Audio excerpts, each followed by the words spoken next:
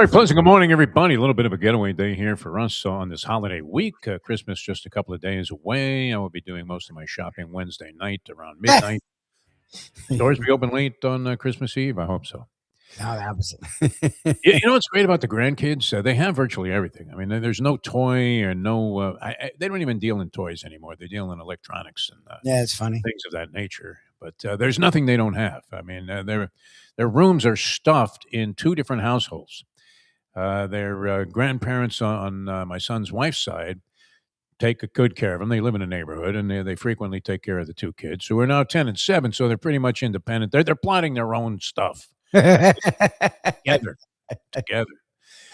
So it's an easy one with the grandkids because Liam, of course, he at one time his favorite human being. I don't know if that's the case anymore because I'm not sure if he's involved in any kind of political leanings at 10. He might be. He's a good shot. But he wanted to be Jeff Bezos. That was his idol, Jeff Bezos. And he's great at math and really seems to be focused on accumulating money. So his favorite thing to receive is a stick. And he actually calls it a stick. He says, Grandpa Defo, did you bring the stick?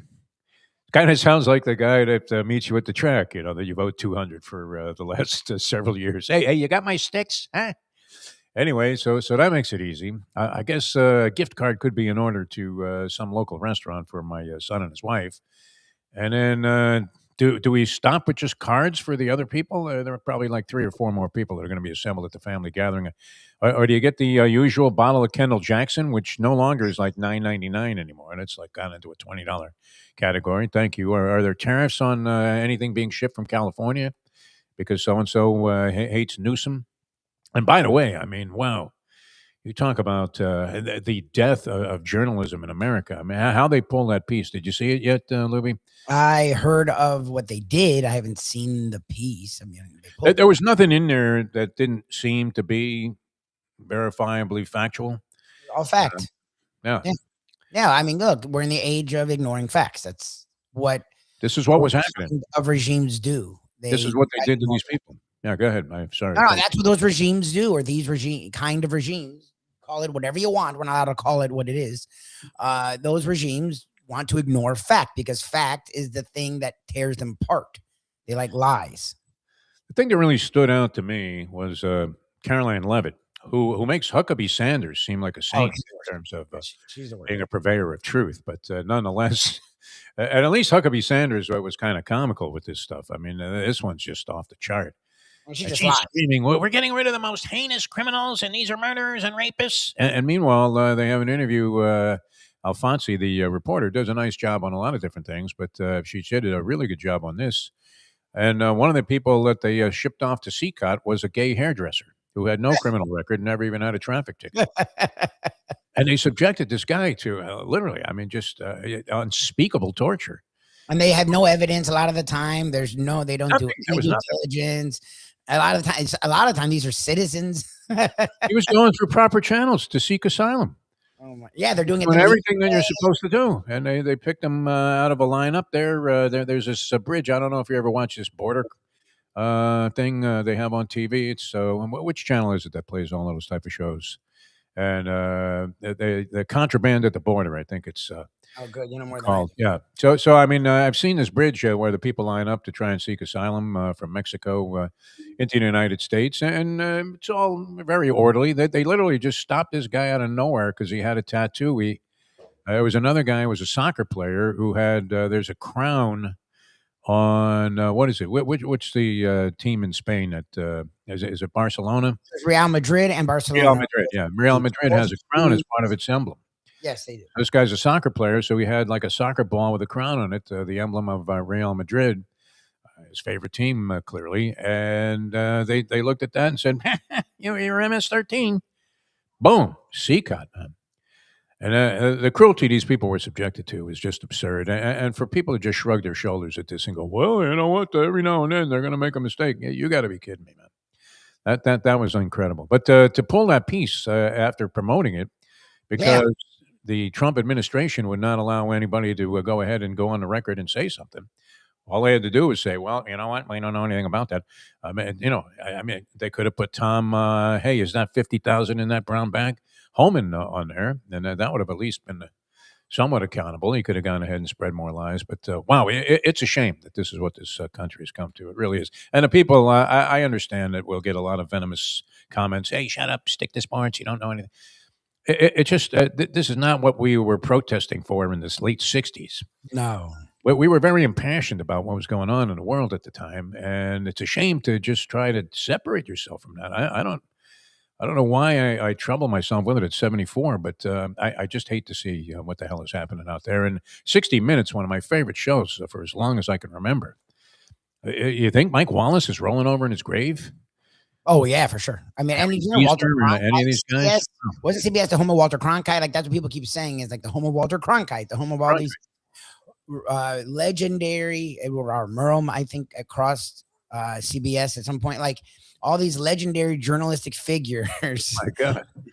And it's all honest. Again, there's nothing it's just the truth. They are doing really crazy stuff and they want no one to talk about it, which is freaking weird in the United States of America. Well, what does it accomplish though? Sending this gay hairdresser to CCOT?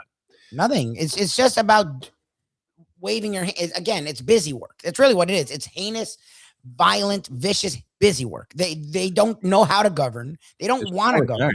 Yeah, so what it is, but they learned in the first time, eventually, if you do nothing, either it goes bad and then they blame you, or they give credit to the prior regime. So they're like, let's do a lot of stuff, though. Let's not have any idea what we're doing, but let's do a lot, because then it'll look like we're doing stuff. What they don't realize is they're so incompetent that the stuff is really bad that they're doing. So it's way worse than nothing. So, but that's what it is. It's just busy. We're like, okay, that's just great. Again, it's been proven Biden actually deported almost double the people that they're deporting. Obama was deporting people too, yeah. But they were deporting the right people that were criminals, people that were overstayed visas, people that weren't through due diligence and the right channel to realize, okay, these people really shouldn't be here. What they're doing is deporting less people in very criminal fashions and very psychotic, sick. Like when you hear about it from other countries, you're disgusted. Yeah. What's happening here now? And it's people that are citizens and are legal, and they just want to do stuff.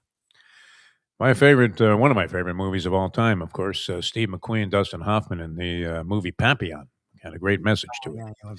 Tremendous movie, and I could watch it all day, 1,000 times a day, and you still come away feeling like, yeah, you know what? Strive for everything. Your freedom and your ability to go out there and be yourself is everything that you really want in life. And I mean, these conditions were even more draconian than Papillon was experiencing. Unbelievable.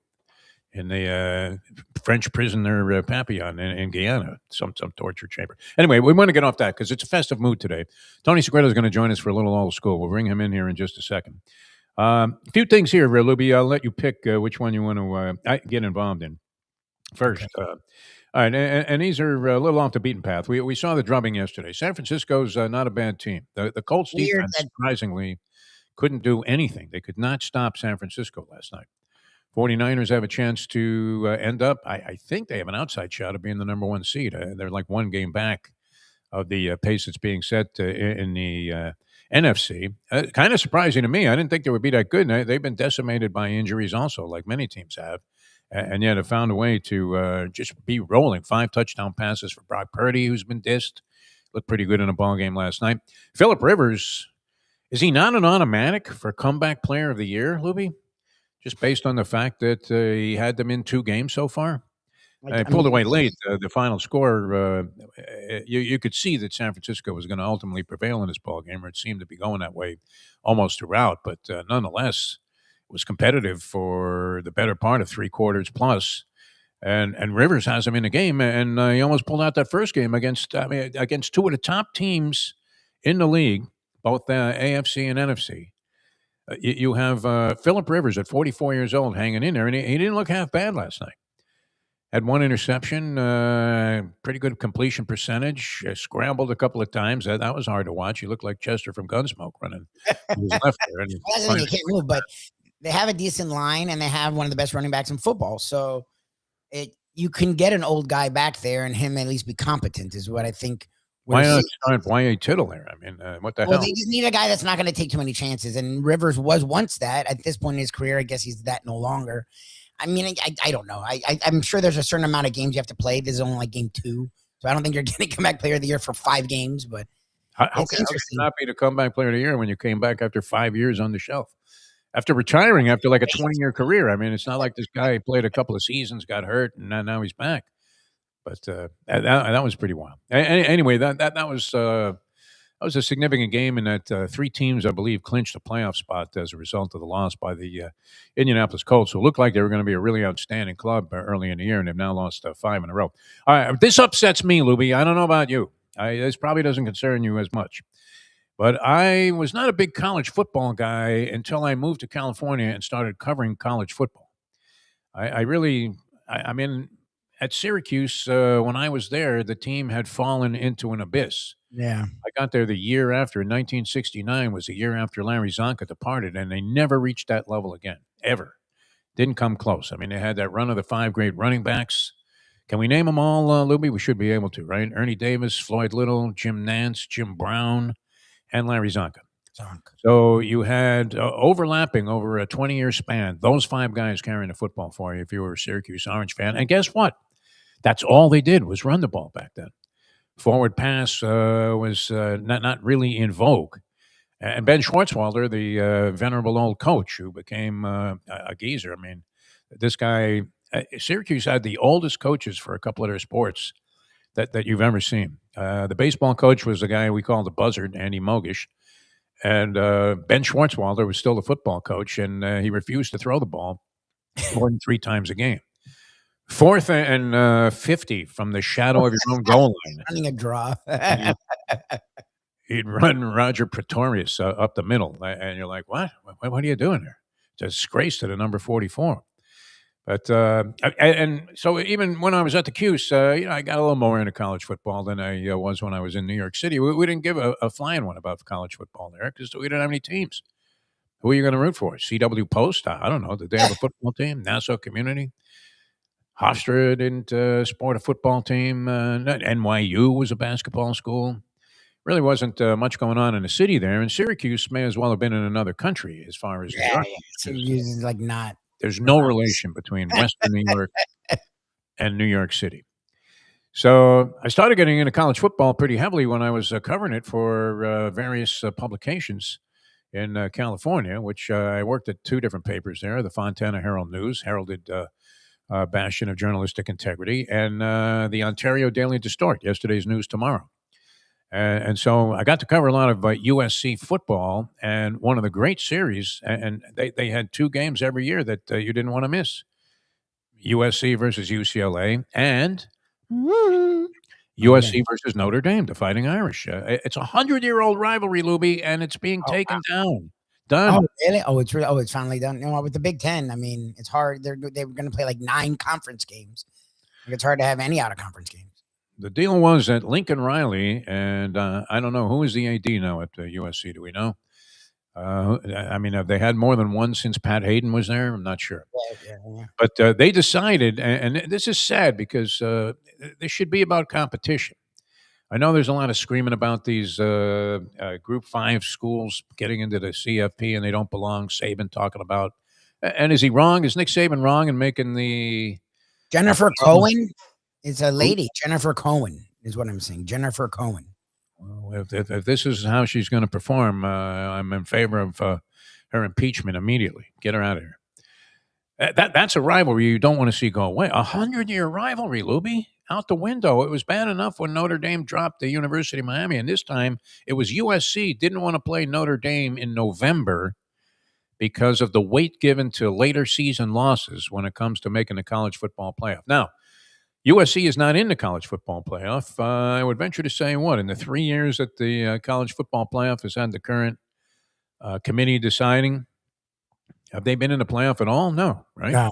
No.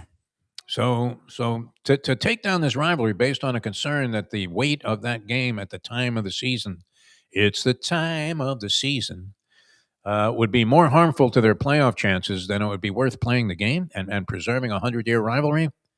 Pathetic, Lubie. Oh, no, pathetic. I mean, but we're going to see more of it. The fact that strength of schedule and stuff like that matters, but your record matters. We're seeing as much, if not more. Like teams are going to just schedule cake. I mean, it's especially out of conference. Out of conference, you're not going to see big time out of conference matchups anymore. Like it's just not worth it. Even with the 12 teams, it's funny. Like you can't really have more than 2 losses. Like it's not the NFL yet. So like Alabama. Yeah, exactly. And they were excoriated and judged, and they almost didn't get in. And if they weren't Alabama, they wouldn't have gotten in. So yeah, schools are going to shy away from the matchups that we've gotten so used to and enjoyed. Like it's gonna, especially rivalries. Interconference rivalries are gonna probably go away. I mean, they're probably not gonna exist anymore after the next year or two. All right, I had a bunch of other stuff, but we're gonna bring Tony in here because we're gonna get to a little old school. Tony's standing by for a while. There he is. Tony, how are you, my friend? What's going on? Well, I want to tell you guys, I'm coming out of retirement. Okay. Oh, great. I'm gonna start playing. I'm gonna start warming up my arm. Oh yeah, you play football. Well, you're coming back for baseball. You were a big time baseball player, weren't you? Oh yeah. You could do baseball. The Marlins could use. Oh, and I always thought you were a catcher, but you said what? Well, you were second baseman. Second, right? You were like Cookie Lamagetto or something. I mean, quick hands. Nice. Louis Castillo. What kind of hitter were you, Tony? Any power? Yeah, I could hit. Line drive, gap. My father, God love his soul, used to remark that he used to have to hit it over the fence in order to get around all the bases. You weren't fast. I could see a fleet-footed Segreto running around the bases, racing like Rodriguez. I'm flat-footed. I think you are too, aren't you, Defo? Yeah, we call that Jew feet. I don't mean that in any kind of disparaging way, but Jewish people are notoriously flat-footed. Very flat-footed too. Yeah. You are too, Lubie? 100%. Oh, my feet are bad. And when I was young, after playing for hours, my feet would always be super sore. No arch. That's a big issue. Yep. You know, I get out of the water, I get out of the pool, and I got a foot mark plain as day.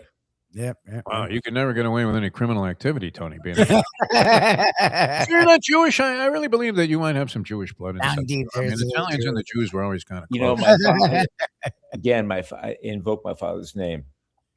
My father used to work in the schmata business. Yeah, and he worked with predominantly Jewish people. He worked on Schmata Road. That's a surprise. Was he on Schmata Row in Allendale? My favorite street. Schmata Row, yes. There's the Boulevard of Broken Dreams and Schmata Row, my 2 favorite streets. Yes, he was. And he would say there are 2 types of Italian, 2 types of people. Ones who want to be Jewish and ones who want to be Italian, except Italians have the better food. 100%. Wow, that's a lot. Yeah, I like a lot. I mean, I like some Jewish delicacies are solid, but Italian, it's not even. Do you consider delicatessen food to be Jewish food? It's yes, not entirely. I do, and it's still Italian food blows it away. A good Reuben's. Do you make matzah? My mom makes matzah brie.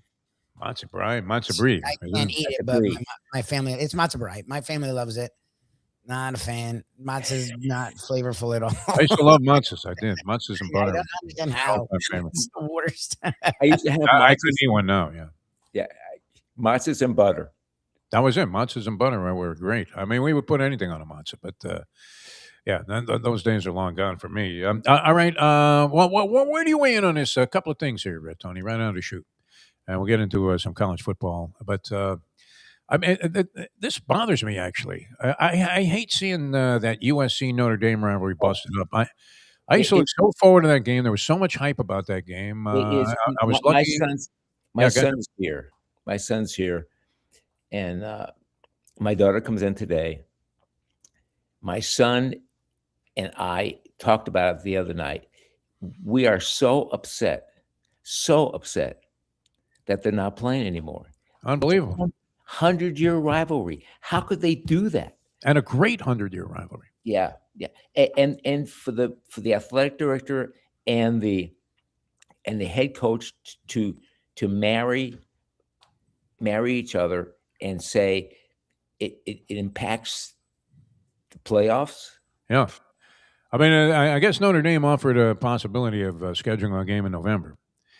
And Lincoln Riley and the athletic director, who what was her name again, Lubie? I didn't. Jennifer Cohen is what Jennifer Cohen, nice Jewish girl. Yeah. She. Jewish guy. I don't know. I don't know. How do you suspend that based on? Shouldn't you just say, "Hey, screw it. You know what? We're playing Notre Dame whether we make the playoff or not. If we can't beat 100%. Notre Dame, then guess what? We're out of the playoff. It's quite possible. But to Yes. base it on the timing of the schedule, that's the real raw edge. I mean, I was lucky. McKay was a coach there briefly when towards the end of his career when I was covering USC, and then the great John Robinson. It was a pleasure. What a regal program that was. And Notre Dame, of course. I mean, even though I'm not a Notre Dame fan and I root for them to lose every game, and I'm screaming that Rudy was offside, still, I mean, it's a storied program. Beating Notre Dame. I mean, if you hated them like I did, you couldn't wait to see USC. You couldn't wait to see Anthony Munoz bury some Notre Dame running back. Well, he would have been burying a tackle, defensive tackle. But, or lineman. But yeah, I mean, it was a great rivalry, great players, a lot of stars in those games, and I hate to see that go away. Well, something our buddy the professor was talking about. Look at what Indiana has done the last 2 years. They made the playoffs, and just being Indiana, even winning 10 games, whatever your schedule is impressive. But they played no one out of conference. They played no one out of conference. So when you're USC and you're watching, and again, they got 2 losses. I think one of them was early in the year out of like it sucks. I think it's stupid and it's another thing to the ruination of college athletics. But teams are like, okay, if Indiana's going to just skate on by without doing it, then we're going to not do it too, and it's just annoying. I grew up in the era where Bobby played anyone. I remember hearing the story about Schnelly playing anyone. That's literally how MNF built their programs. And I've always been the fan of, I don't care who. Look, if you can't beat them, then you shouldn't be there. Fine, if you're a great team, you should be able to beat whoever's in front of you. Agreed. They're soft now. They're like, Agreed. all right, we're going to work the system. If these guys are going to work the system, so are we. And there's so much money out there for making the playoffs and then making the next round. And then that it's like, from a business decision, I sort of can't fight them on it. It just sucks. It's sad. It's just, you're watching it disintegrate in front of our eyes. That's where I give the Notre Dame credit because they still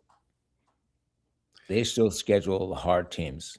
Yeah. Well, at least they put a proposition out there. I do remember when the Florida rivalry went down, when Kaputski and Schnellenberger was on his hands and knees begging the Florida Gators to schedule the game and made concessions that were absurd. You do 2-1, right? I remember when they were going to give in a 4-game package, they were going to give Florida 2 home games and play 1 at a neutral site in Orlando, which is hardly a neutral site, and 1 home game for Miami. And the Gators turned their nose up at that and said, "Oh, no, we got the SEC schedule. We can't play this game." Don't start on Florida.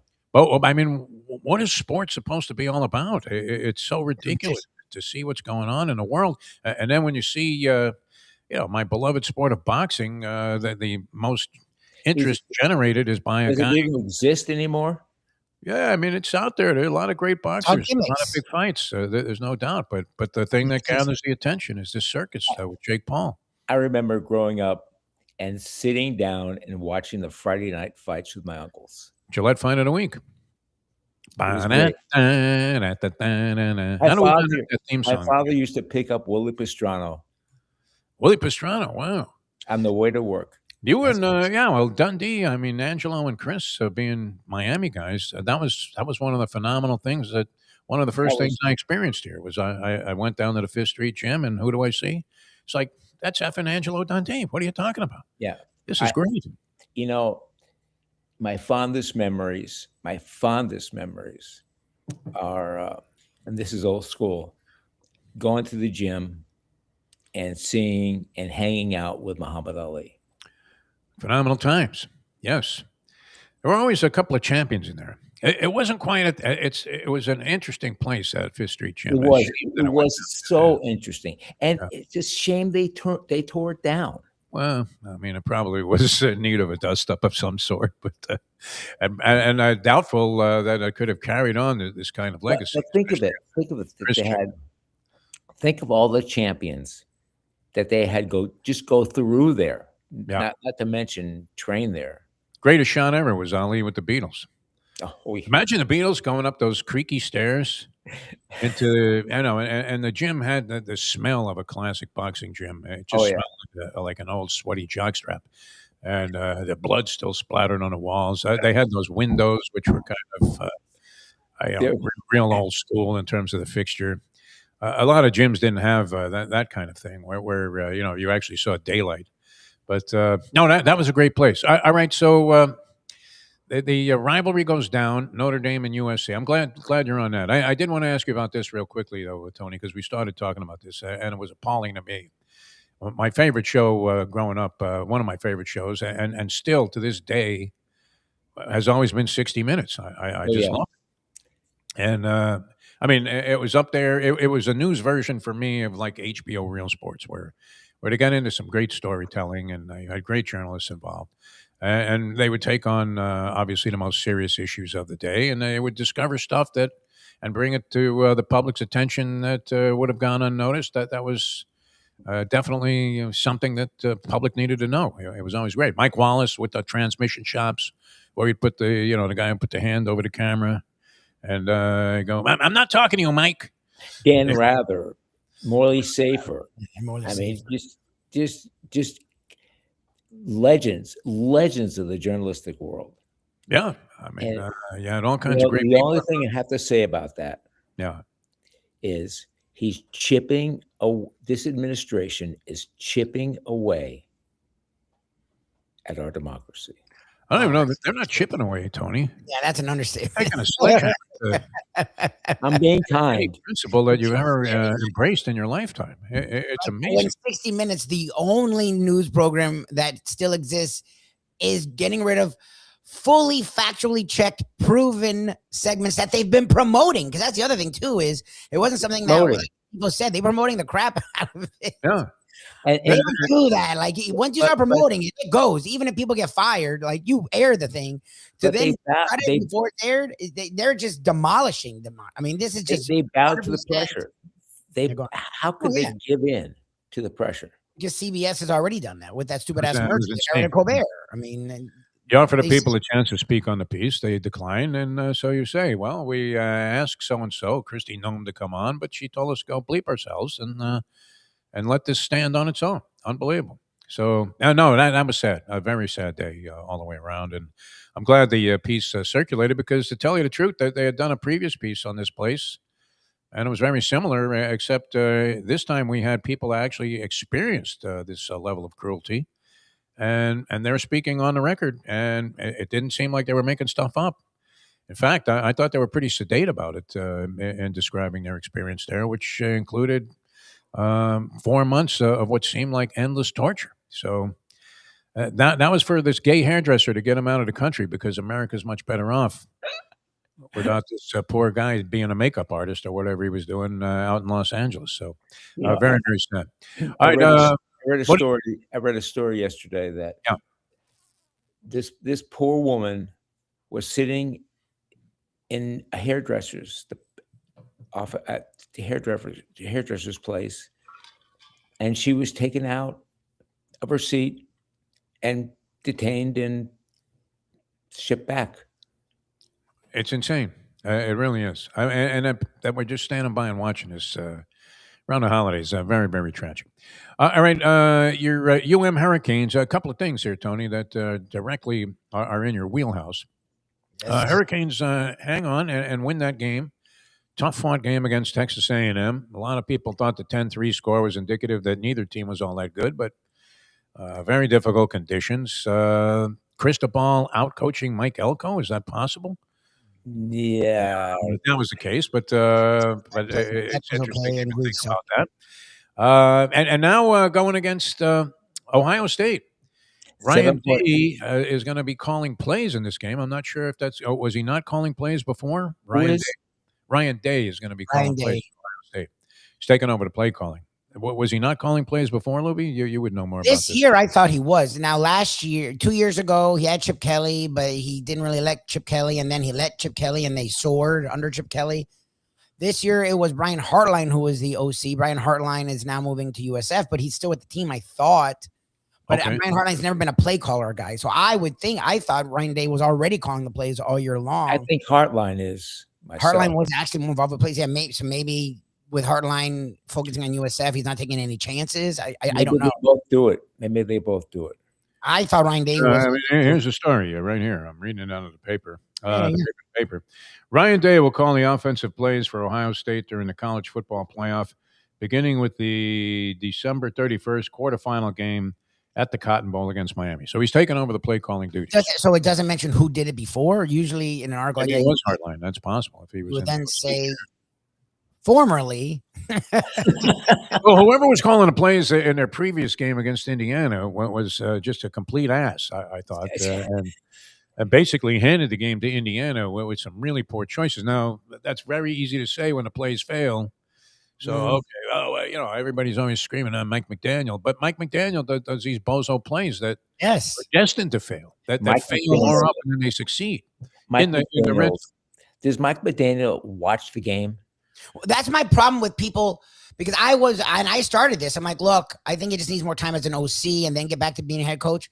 But I hate his play calling. So I don't know why I would want him as an OC. That's what scares me. Maybe I guess if he's just the OC, he'd be better. You just referred.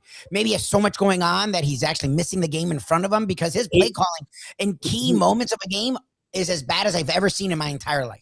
Yeah. He never looks up. Never looks at the game. That's Defo. Defo loves. I was talking about that yesterday. He's like this. It's 45-14. We're like 4 minutes to go in a game, and the guy's got his plate chart, a microphone, and I'm thinking, you know what? Why don't you take a look at the effing scoreboard, Mike? You're down 31 points. It doesn't really make any difference, whether you've got the next play figured out or you're 2 plays ahead. The game's over. Take a look at what's going on out there. Ask yourself, is there anybody out there playing hard still? Exactly. Here's the Bengal team decimated by injuries all year. Joe Burrow was out there, 4-10 coming in, and they're playing with all the heart of a team that had their entire season on the line. And the Miami Dolphins are out there goofing around. You know what? It doesn't matter whether I'm in Vermont or in Florida or wherever. This half hour of the day is by far the funniest half hour I ever spent. It never stops. The absurdities.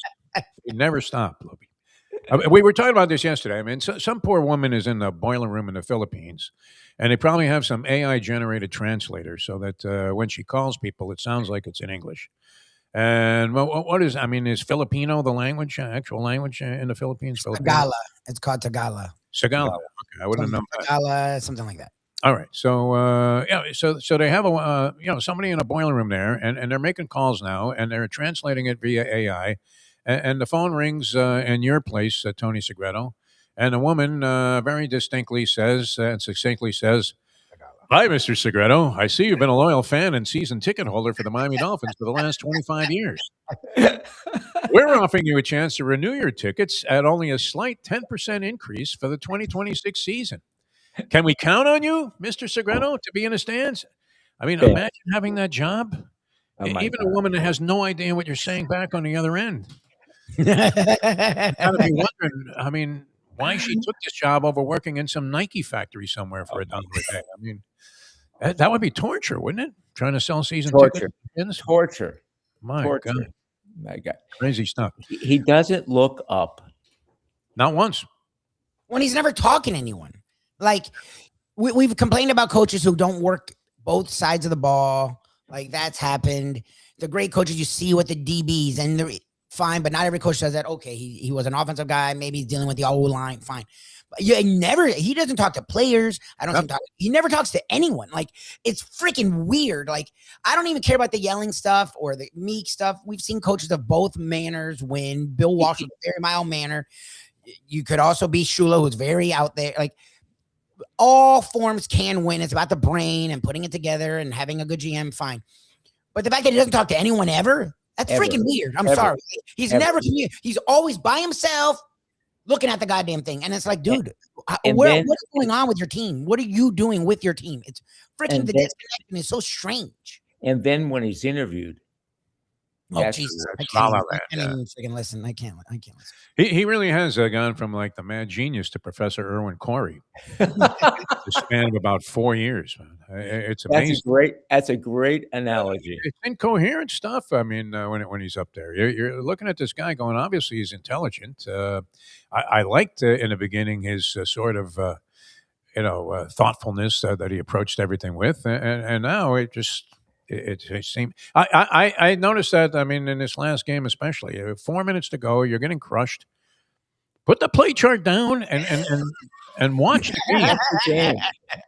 Hold your Enjoy at arms, least. have a look on your face like Shula did. Stick the jaw out and go, if you guys don't suck it up and make a play, I don't care if we just win these last 4 minutes. I want to see something. Yeah, And that was exactly. it. Those halftime adjustments had to be key, though, that they made. And now, God, Tua may get released. That would be interesting. Just let the guy go. Wow. They still get crushed, though, on the salary cap. So what's the deal there?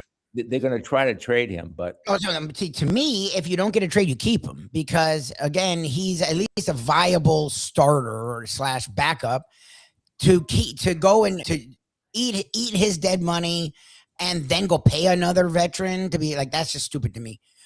Suppose again, the reality is, and people don't understand this, the guarantee money ends next year. Okay, so you see in the NFL and the NBA all the time that's an expiring contract. Like the guy has led the league in yards more times than he hasn't. Like in his 6 years, I think 3 times he led the league in yards. I think he was top 5 in touchdowns. So, like he can be a quarterback. It's not that he's horrible. He just can't be this team's quarterback. He's not a franchise quarterback. Between the health and now he's regressed, probably because the offensive line beat him up for years. Like he can't be this team's quarterback, but you can't just, to me, cutting him's dumb. Like you either trade him or you keep him on the roster, bring in another young guy, let them compete for a year. And then after next year, you can get rid of him and there's no penalty. I feel like this, if you have a guy that you're bringing in who's competing with your $50 million a year quarterback, then you're screwed. I mean, that's all there is to it. I mean, he shouldn't be on the roster. You're penalized too much to just get rid of him. Like, it's just not worth it to me.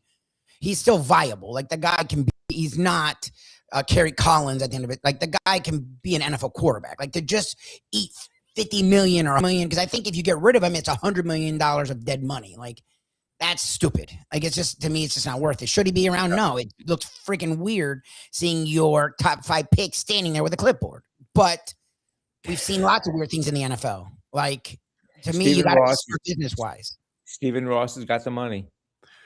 Stephen Ross, it's incredible. He just invested like $10 billion in doing a whole makeover of Palm Beach.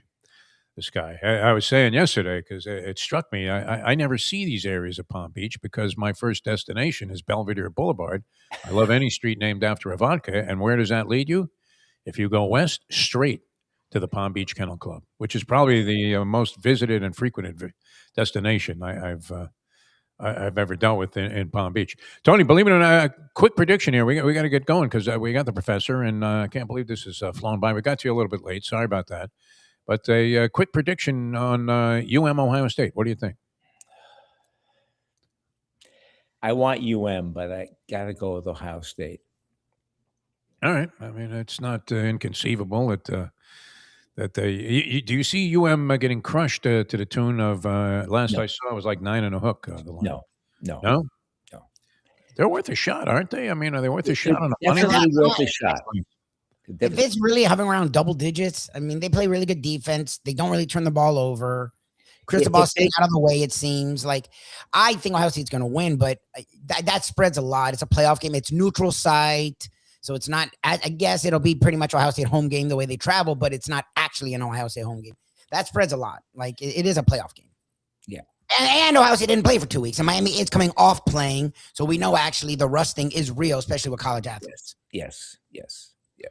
I don't like the spread. Ball, baby. I want to see Randall Hill. Mario Cristobal will come and rear his ugly head. Yeah, could be the Cristobal. In fact, Ryan Day, not much better in my opinion. So no, that's Day. And if Day's calling plays, that scares me actually. Day calling plays, you never know what Ryan Day you're going to get. The Ryan Day under Urban Meyer, or you're going to get the Ryan Day that likes to lose in Michigan when he's 10 times better than Michigan. Yes. All right, Tony, you have a great Christmas. Enjoy it with the Merry family there in Christmas. snowy Happy Vermont. Hanukkah, And Happy New Year. Lubie, too. and Merry Christmas, Jeff. Happy Hanukkah, and Thank you. Thanks. And Tony. we'll do it. We'll do it again Special. next week on Tuesday. We'll be back. Tony Segreto, ladies and gentlemen, live from Vermont. Very festive Tony Segreto today. I want to take a quick break. We'll come back with the professor, college football analysis. What do you think? Yeah. All right. All right, we're going to do that in just a moment. The professor joining us, so we'll get his thoughts on what transpired last week and what's ahead. We actually have a little time to work on this, these college football games, because the first one is not until a week from tomorrow. Yeah. That'll be the Canes going against Ohio State, which let's hope that they're in this game to the bitter end there and can avenge the horrible Terry Porter pass interference call. And Craig Krenzel, the bitter memories of Craig Krenzel beating the Hurricanes in overtime. Back with the professor and some college football analysis in a moment. Now that. The time. 8:49.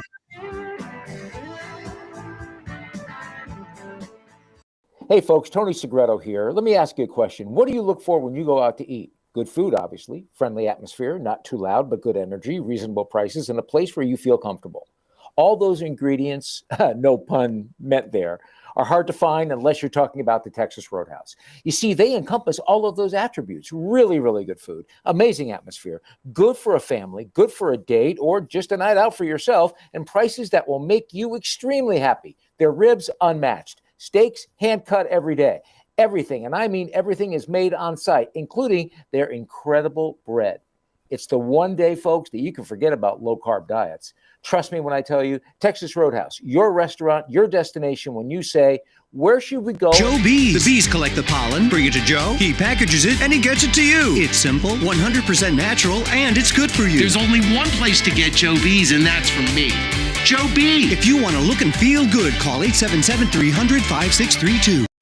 The world, I mean, if my point was ever going to be embellished and going to be proven true, the world has gotten a sugar nut. Grab a bagel and a schmear, plus some Defo and Lubie. Welcome back to the Defo Show. Welcome back to the show. It was a great weekend of college football. Things went, the professor, you did very well. I would imagine your bankroll was fat. Because the only thing, people flipped those two games. People thought that Tulane had a shot there to cover the point spread against Ole Miss. They get crushed. And nobody thought that Oregon would lose to the spread, especially went down under 3 touchdowns, I think, at kickoff to James Madison. And so that was a real kick in the balls. Like, honestly, and you're up. I mean, honestly, it's funny because PC and I were talking about it. You look at it like the big 3 feature games of the week for the NFL, and they were all batshit insane beats for you started with the Rams, and then you went to the Packers. Oh, Jesus. And then I'm trying to remember what the third one was, but there's another one that blew a double-digit fourth quarter lead. It's like, what the hell is going on? It was the Patriots and the Ravens. Yeah. So if you had like a Ravens, oh my Rams, God. Packers, Ravens parlay, Oh, Jesus. like, you had very legitimate causes for suicide. Like, that was 3 of the worst beats I've ever seen. Unreal. All lined up in a row. And, you could throw Oregon in there because it seemed like the entire world was on Oregon. Yes. And, really, I guess you should have expected some JV time in that one because it was so out of control in the first half. I guess credit to James Madison for keep playing or whatever the hell it was. You say about that. They showed a lot of heart. Grit. Yeah. Toughness. I like that, though. I mean, you're going to be outclassed. You're getting buried. And I like a team that's comprised of guys that they're just. I mean, I do too, as long as I didn't lay the points. Next quarter or whatever. I agree with. Yeah, we all like the Rudy BS as long as you're not laying the points. I like losing the game. Right. I mean, on the other hand, if you're laying the points, you want Dan Lanning's blood for this. Exactly. Like, I mean, if you watch the first half of that game, Oregon could have scored 80 if they wanted to. Yeah. I had to do a double take when I saw the final, trying to figure out, wait a minute, did James Madison actually cover this 20 and a hook? And sure enough, they got within 17.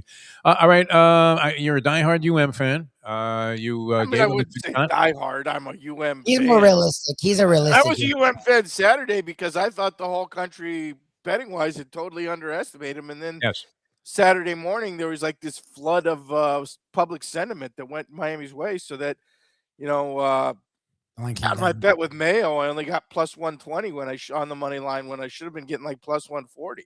Uh-huh. Yeah, that was now. What do you make of the game, and what do you make of their chances as you're looking at what's coming up? I mean, I thought honestly, a few things. Number one, like clearly the public just can't stand watching a defensive game, and that was a very well played game by both defenses. And number two, I thought obviously the wind was a much bigger factor than anybody anticipated. And if you watch the way the ball was moving around, like it wasn't because these guys were jerking off with it. It was because like there's a little mini hurricane going on Yes. inside of that stadium. Like Yeah. again, everybody wants to jump on Miami's kicker's neck, and look, if Miami had lost the game, it would be somewhat deservedly. But yeah, I mean, it wasn't him. I was watching Marcel Reed try to throw like a 5-yard simple out, and the ball blowing 3 yards off course throughout the course of that game. I thought the Hurricanes obviously came in with one game plan and had to instantly adjust after the first drive, because they realized, oh, blank, our spy linebacker cannot tackle Marcel Reed in the open field when he scrambled for like 3 first downs in a row on that first drive. So what they did is they went to the mush, and they realized pretty early on, oh, the best thing we could do all day is keep Marcel Reed in the pocket and make him try to throw the ball through this wind. And he wasn't up to it, and the defensive line eventually started getting home. Yeah. The other weird storyline is all these draft geeks on social media have now gotten really super anti Ruben Bain because he's got the T-Rex arms. Uh-huh. And okay, well, did you watch the game? Like, I don't care if his arms are 30 inches long. Like, the dude's a phenomenal 2 or 3 way defensive line. I mean, honestly, starting to remind me a lot of literally any along the defensive line, because he was even getting home on those twist stunts, which are really only designed to keep Reed inside the pocket. And then Miami's offensive line sort of took the game over in the fourth quarter. I thought if you wanted your Mario moment was when we kept throwing the ball the second and third quarter when clearly that's what Texas A&M wanted, because again, I don't think anybody was going to be particularly accurate. I guess the second Mario moment would have been at the end of the game. You wanted Malachi to slide down.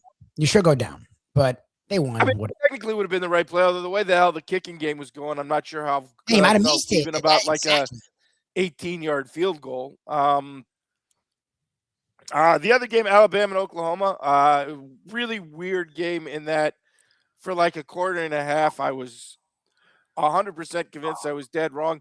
And then exactly the game I expected started. Like Alabama, made Mateer throw the ball. He's not that good at it.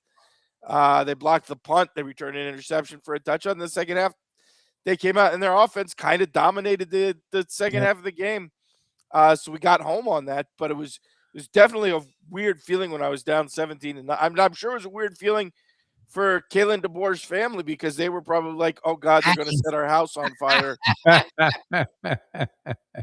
How quickly can we get on that plane to Michigan, Dad? Yes. That was looking more and more attractive.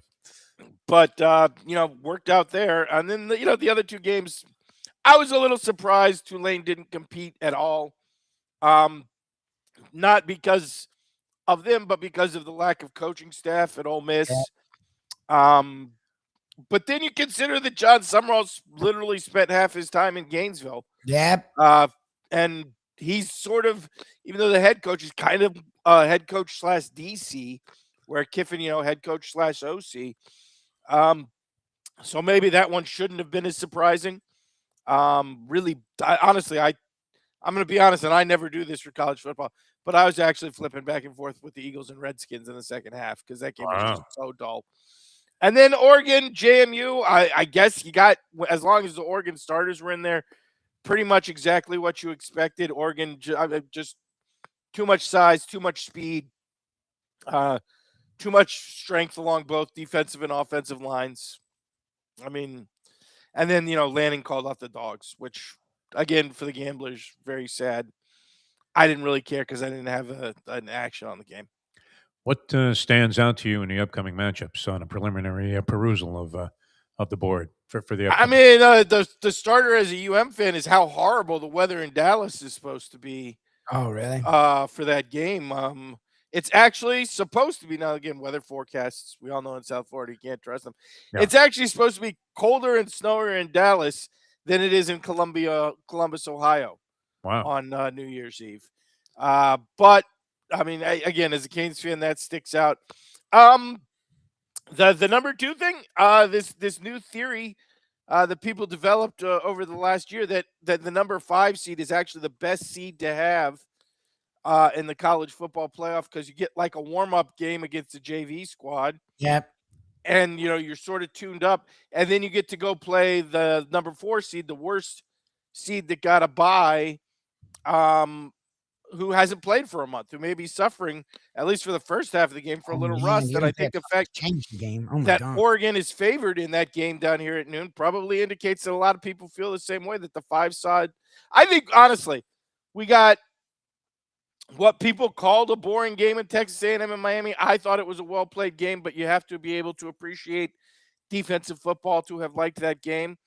And then 2 slop games. I think we got 4 really interesting matchups that should be good games. Look, I think anybody who thinks Miami and Ohio State is a true 9.5-point game hasn't paid enough attention to this college football season. Yeah. I'm not saying Miami's going to win the game, but I think they will be able to compete. Again, weather maybe being a mitigating factor in that one. Oregon and Texas Tech, it's 1.5-point spread. I don't see any reason why Alabama can't go to Indiana and compete. I'm not that sold on Indiana. And then Ole Miss and Georgia was a great game earlier this season. Has Georgia improved since then? Yes, they have. But if you want me to point to one that might be a smokeout, that could be it. But by the same token, it's coming off a game that was a really tight, high-scoring game. 2 months ago? When was I in Cleveland? A month and a half ago. So, in regular season, it certainly wasn't a blowout, and that was at Georgia. So, I think we got really good games. I know Notre Dame fans will continue to cry, baby. By the way, Notre Dame, like, you drop USC, you whiny crybaby. Oh my God, I can't believe it. Supposedly, though, that was on USC. USC? I think USC did it. I don't think Notre Dame did it. Look how Notre Dame has behaved for the last month, and tell me you really think that's on USC. The story I saw said that, or implied that Lincoln Riley didn't want to play Notre Dame in November. And you think Lincoln Riley has enough muscle with USC the way and last that the AD went along with it, that they just didn't want to be in, and it's a shame. If this that sounds completely like Notre Dame propaganda, because you notice they dropped it. They dropped that game, and then 2 minutes later they announced the series with BYU. So they happen to have the series with BYU ready to go as a replacement. They got right on the 3 phone. minutes after 3 minutes, it sounds to me like what happened is the crumble cookie guy paid off the Catholic Church and make BYU Notre Dame happen. To me, given Notre Dame's behavior for the last month, the rhetoric for the last month, and the fact that they had BYU ready to go within 3 hours as a replacement. Because, look, we know how this works. It takes teams a decade to schedule big matchups. Yes. The fact that they had BYU ready to go literally 3 hours later indicates to me that Notre Dame was the one responsible for dropping that series. I'm blaming absolutely inexcusable. It's a series been played every year since 1946. If you want to say, well, it's not the Iron Bowl, it's not Michigan, Ohio State. Okay, it's huge. Fair enough. Huge. But it's right the next level beneath. And I know which of those two schools, being a Miami fan, has a history of dropping series. Yeah. So, again, the only shock to me is that it wasn't like another service academy or the restoration of the rivalry with the University of Chicago. That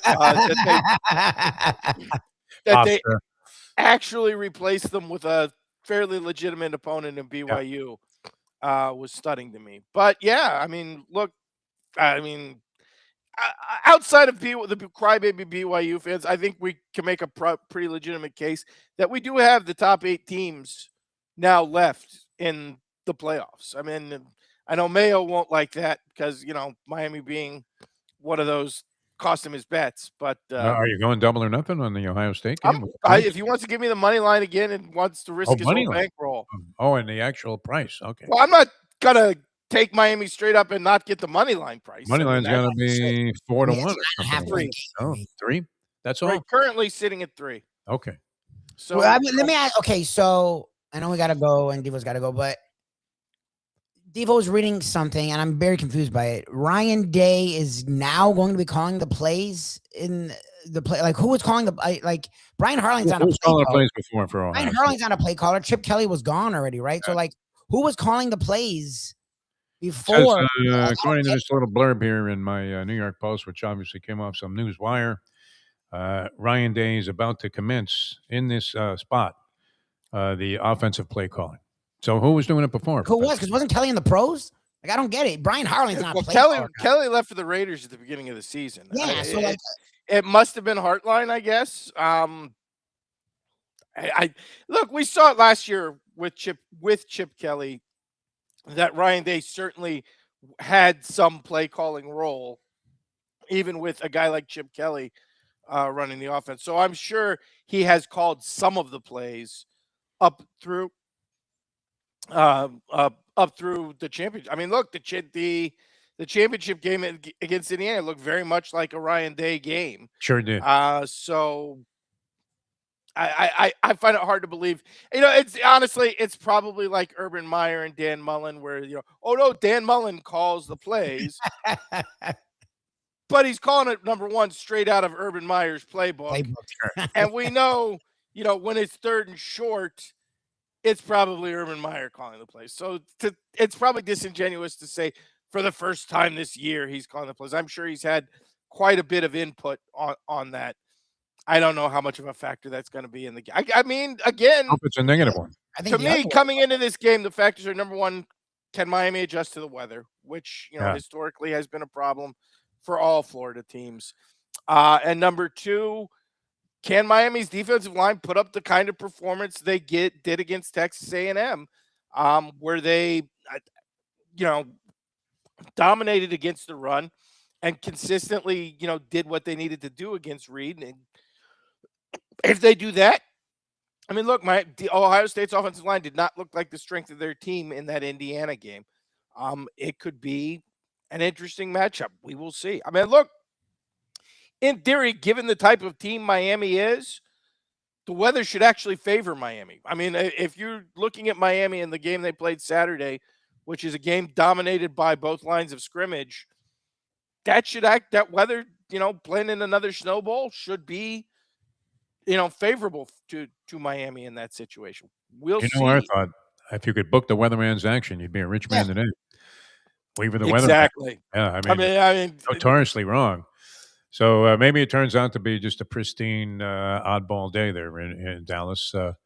Although, I mean, we're going to find out.